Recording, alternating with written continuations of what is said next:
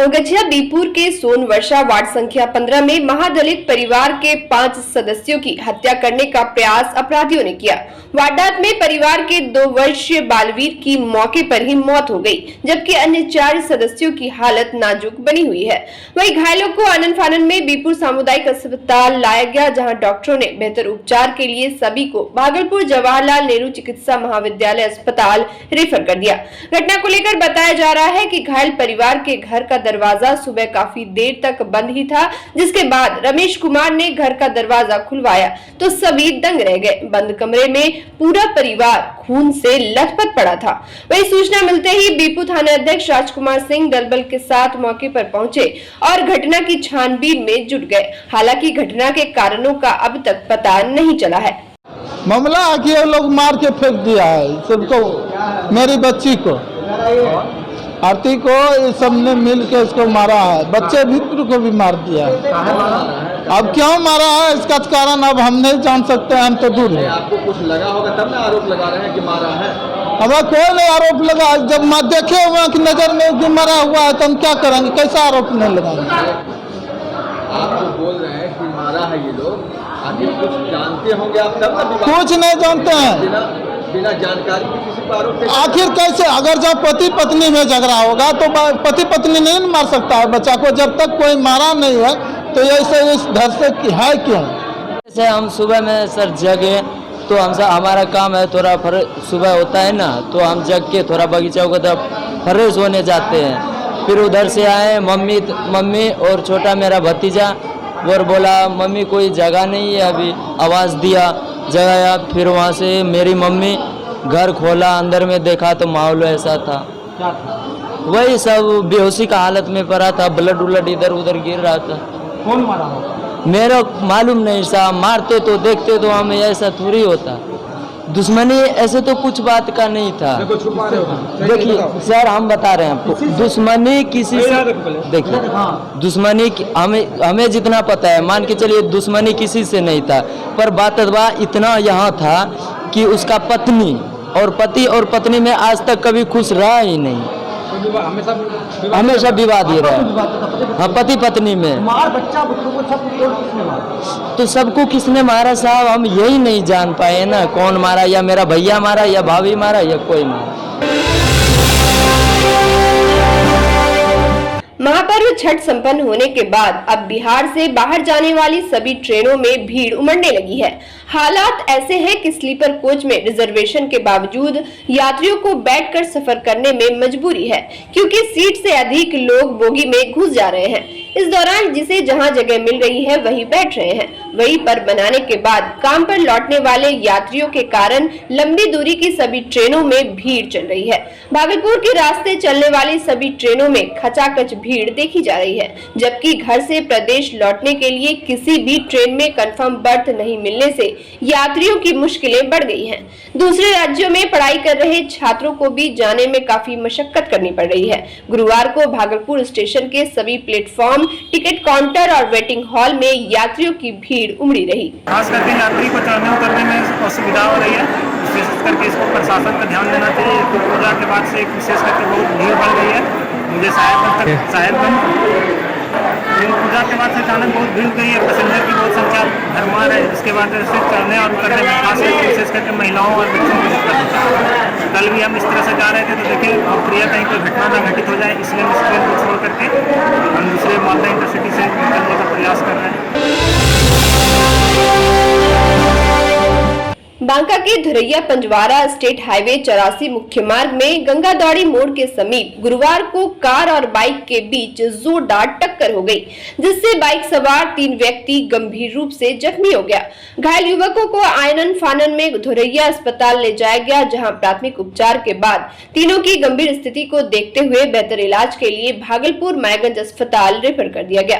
वहीं अस्पताल पहुंचने के दरमियान मिथुन शाह की मौत हो गई, जबकि अन्य 2 का इलाज मायगंज में चल रहा है। घटना को लेकर बताया जा रहा है कि बाराहाट प्रखंड क्षेत्र के लबोखर गांव निवासी शंकर शाह के दो पुत्र बलराम शाह और मिथुन शाह अपने बहनोई किशोर मंडल के साथ ईद की खरीदारी के लिए एक ही बाइक से तीनों घोगा जा रहे थे। इस दौरान धुरैया की ओर से पंजवारा जा रही एक कार से बाइक की आमने सामने जोरदार टक्कर हो गई। इधर घटना को देखकर कार चालक गाड़ी को छोड़कर फरार हो गया। मामले में थाना अध्यक्ष महेश्वर प्रसाद राय ने बताया कि कार को जब्त कर लिया गया है, जबकि कार मालिक की तलाश जारी है। बांका जिला के धुरैया प्रखंड अंतर्गत सिज्जत बलियास पंचायत के वार्ड संख्या 5 में पंचायत के उप मुखिया पति पर आपदा राशि में ठगी करने का आरोप लोगों ने लगाया है। दरअसल 1 दर्जन लाभुकों ने आरोप लगाया है कि उनके बैंक खाते से आपदा के तहत मिलने वाली मुआवजे की राशि को चेक करने के नाम पर पंचायत के उप मुखिया पति कामरान ने बलियास स्थित इंडियन बैंक सीएसपी के संचालक जावेद की मिलीभगत से फर्जीवाड़ा कर राशि की निकासी कर ली। वहीं मंगलवार को वार्ड 5 के दर्जनों लाभुकों ने उप प्रमुख जुबैदा खातून के साथ बीडीओ अमर कुमार मिश्रा को आवेदन देकर शिकायत किया है। लाभुकों ने बताया कि उप मुखिया पति ने सुखाड़ राशि चेक करवाने के लिए उन लोगों को सीएसपी केंद्र लाया, जहां सीएसपी संचालक द्वारा सुखाड़ राशि चेक करने के नाम पर बायोमेट्रिक मशीन पर अंगूठा का निशान लिया गया, जिसके बाद सीएसपी संचालक ने खाते में राशि नहीं आने की बात कही। लाभुकों ने बताया कि बीबी शहनाज, बीबी नूरजहां, बीबी रौनक, बीबी प्रवीण समेत कई लोगों के खाते में रुपए की निकासी की गई है। बता दें कि सरकार द्वारा धुरैया प्रखंड के 19 पंचायत को सुखाड़ क्षेत्र घोषित किए जाने के बाद सभी परिवारों को आपदा के तहत 3500 रुपए बैंक खाते में भेजी जा रही है, लेकिन बिचौलिया आपदा राशि दिलाने के नाम पर लाभुकों से 500 से 1000 रुपए की ठगी कर रहे हैं। हालांकि वीडियो द्वारा गाँव में माइकिंग कराते हुए बिचौलियों से सावधान रहने के लिए प्रचार प्रसार भी कराया जा रहा है। बावजूद इसके ठगी का खेल धुरैया में बदस्तूर जारी है। इधर मामले की शिकायत मिलते ही बीडीओ ने सीएसपी संचालक एवं उप मुखिया से दूरभाष पर बात कर सभी लाभुकों को पैसा लौटाने की हिदायत दी। साथ ही कहा कि लाभुकों द्वारा दिए गए आवेदन पर कानूनी कार्रवाई की जाएगी। बोले आया ना किसके आधार कार्ड लो ना पूरा पैसा निकाल लेंगे। हम कहा कि आधार कार्ड बैंक छोड़ करके तुम्हारा नहीं घरे घर बैंक है, ऐसे बोले। इसकी देन चाची तो दिया निकाल करके, किसकी माने जा सको कि भीड़ होगा नहीं निकाल लो पैसा, तो हम दिया। वो आया बैंक वाला ले करके अंगूठा लगाई से को आया ना कि इसकी तुम्हारा पैसा ना आया, तो हमने कहा कि नहीं आया, तो नहीं आया। जब गए न बस्ती में था ना बैंक गया, आधार लिंक था, गए न कि पैसा आया, इसकी नहीं आया, तुम्हारा पैसा आया। तो कौन निकाल लिया? पैसा नहीं है। कौन सीएसपी वाला निकाल लिया? यही जो बोले ना कमरान और जावेद का इसकी कमराने लेकर के आया। जावेद गया, उसका था मेरे घरे घर जाएगा, बैंक रहता है घरे घर बुलने के लिए। हम लोग जब बैंक खुलेगा तो घर पे बैंक जाके निकाल लेंगे, तो बोले नहीं हम घर पे ही आ जाते हैं। तो उतने में 10 मिनट के बाद वो घर पे चले आए 7-8 बजे के लगभग में। तो आए तो हम लोग से आधार कार्ड मांगा, आधार कार्ड मैंने दिया तो बोला फिंगर लिया, बोला आप लोग का पैसा नहीं आया। तो हम लोग बोला कि जब रात में आप बताए कि आगे पैसा, सुबह भी कॉल किए पैसा आ गया है, तो अब तक पैसा क्यों नहीं आया? तो बोला कि आप लोग का, फिर हम लोग को बोला आप लोग का पैसा तो शाम तक में आ जाएगा। तो हम लोग फिर सोचे आ जाएगा, तो उसी के बाद हम लोग इंतजार की, मतलब अभी तो कोई कॉल नहीं, कोई बात नहीं हुआ ना, तो हमेशा बात कर करके बता ही रहे। आप लोग को कैसे पता चला क्या पैसा निकल गया है? मतलब उसी के कहने पे हम लोग बता रहे हैं कि उसने रात में कॉल किया, आप लोग का पैसा आ चुका है। फिर सुबह एकदम 6-7 बजे कॉल किया, तो बोला पैसा आ चुका है। मतलब ठीक है, जब आ गया तो बैंक चले जाएंगे। तो उसी में बताया, जब घर पे आ गए वो लोग, पता चला कि पैसा नहीं आया। उसके कहने पे हम लोग बोल रहे थे। हमारी मम्मी का मतलब पैसा उसका भी आया, तो घर पे आए तो उससे भी आधार कार्ड मांगा, तो उसका आधार कार्ड लिया, तो उसका 3500 निकाला, 2000 उसको दिया, 1500 मतलब वो नहीं दिया रौनक। और हमारी मम्मी लोग को बोला कि आप लोग पैसा क्यों इतना आधा काटे? तो उसने बताया कि आप लोग का मतलब राशन कार्ड नहीं है ना, तो इसीलिए काट लिए, नहीं दीजिएगा तो अगले बार भी आप लोग को पैसा मतलब नहीं मिलेगा। तो मतलब यही सोच के हम लोग दे दिए, फिर हम लोग का अब तक पैसा आया ही नहीं है। ये प्रखंड प्रशासन की ओर से लगातार ये बोला जा रहा है, बताया भी जा रहा है, लोगों से आग्रह भी किया जा रहा है कि किसी भी स्थिति में बिचौलिए को 1 रुपया देने की ज़रूरत नहीं है। आप लोग शक्ति के साथ अगर कोई बिचौलिया परेशान करते हैं तो प्रखंड प्रशासन को इसकी जानकारी दें, और एकदम किसी भी कीमत पे 1 रुपया देने की ज़रूरत नहीं है। राष्ट्रीय विधिक सेवा प्राधिकरण ने 2 अभियान शुरू किए हैं, जिसके तहत कारागार एवं बाल संप्रेक्षण गृह में बंदी लोगों को उनके अधिकारों की जानकारी दी जाएगी। वहीं दूसरे अभियान के जरिए घर घर जाकर लोगों को उनके अधिकार और लाभकारी योजनाओं के बारे में बताया जाएगा। ये जानकारी भागलपुर जिला विधिक प्राधिकरण के सचिव ज्योति कुमारी ने दी। उन्होंने बताया कि शहरी और ग्रामीण क्षेत्रों में आम जनों को जागरूक करने के लिए नालसा की ओर से 13 नवंबर तक विशेष अभियान चलेगा, जिसके अंतर्गत लोगों को निशुल्क कानूनी सलाह दी जाएगी।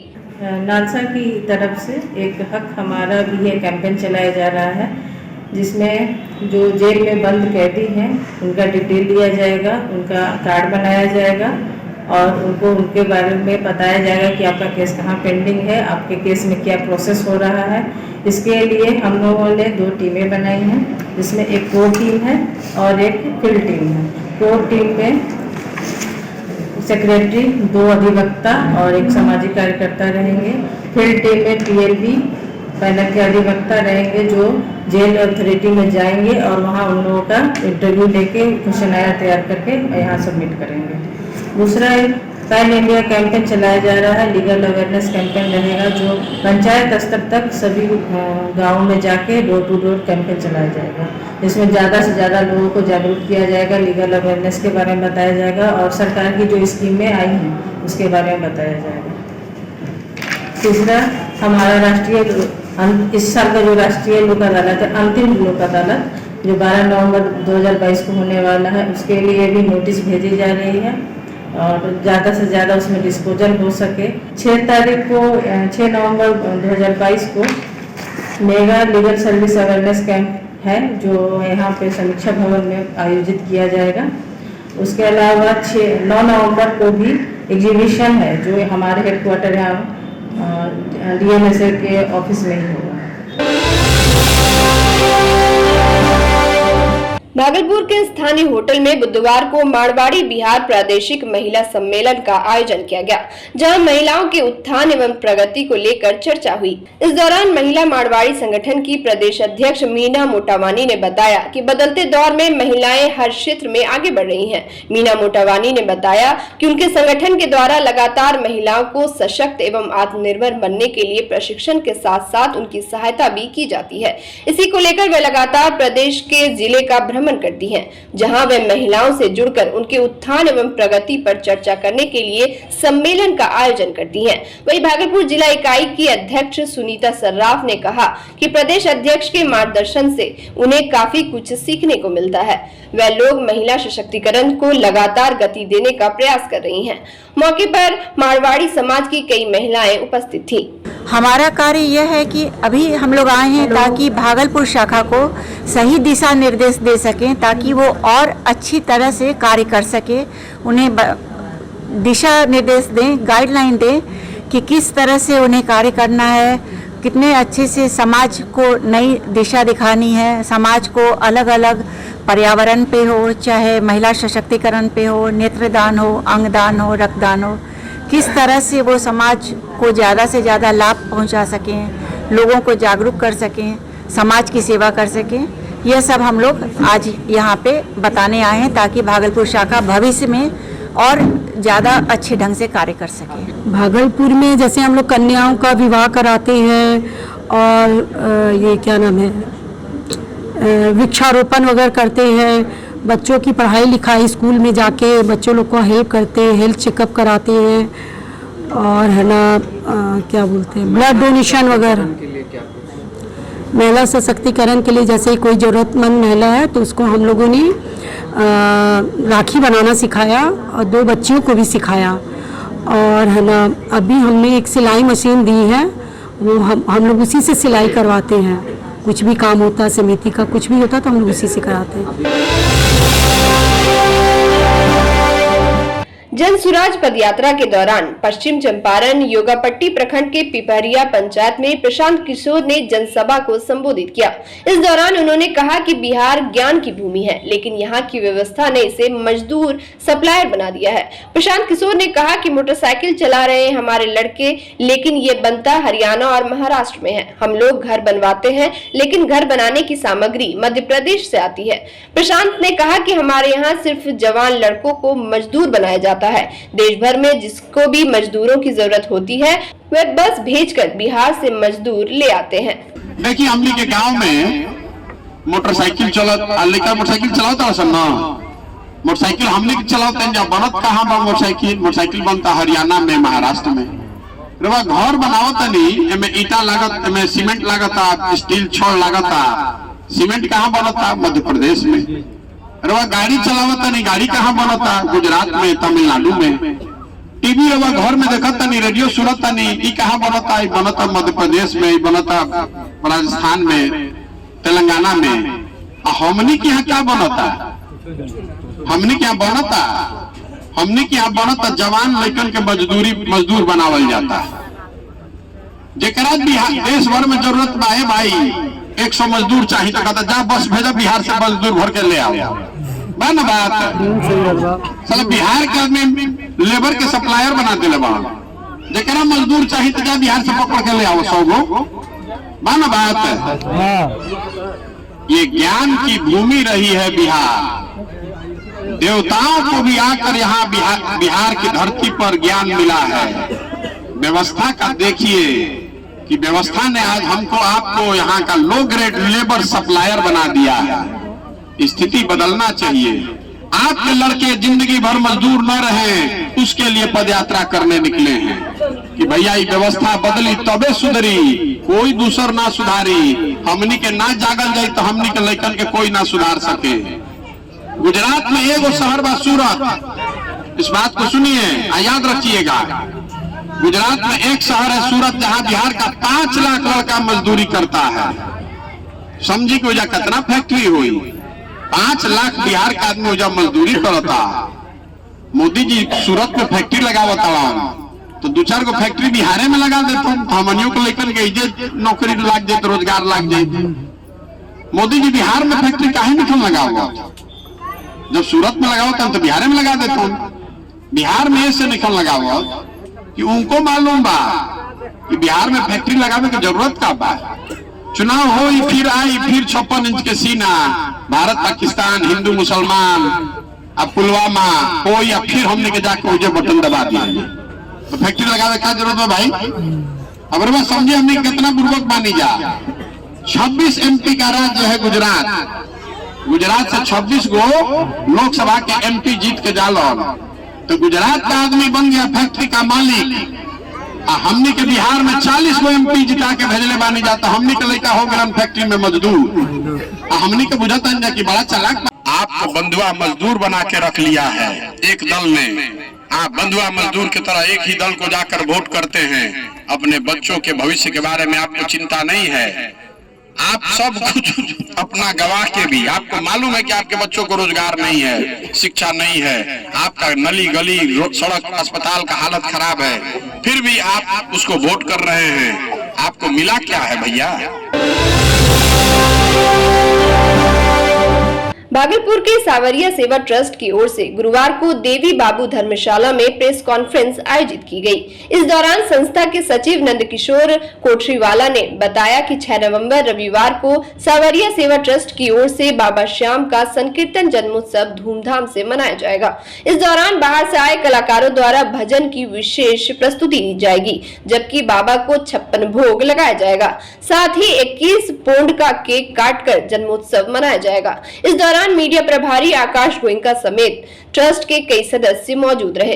द्वारा यह प्रथम बाबा का जन्म उत्सव आयोजित होने जा रहा है। यह कार्यक्रम अपना 6 नवंबर को दिन रविवार को देवी और धर्मशाला में होने जा रहा है, जिसमें बाबा का भव्य आकर्षित रूप से कलकत्ता से बुलाए हुए फूल वाले के द्वारा दरबार का डेकोरेशन होगा। यह दरबार जो है मेन क्या है कि इसमें बाबा का कलकत्ता द्वारा जो जैसे होता है थर्माकोल की डेकोरेशन में भव्य दरबार का बनेगा। बाबा को 56 भोग सवा मनी का भोग लगेगा।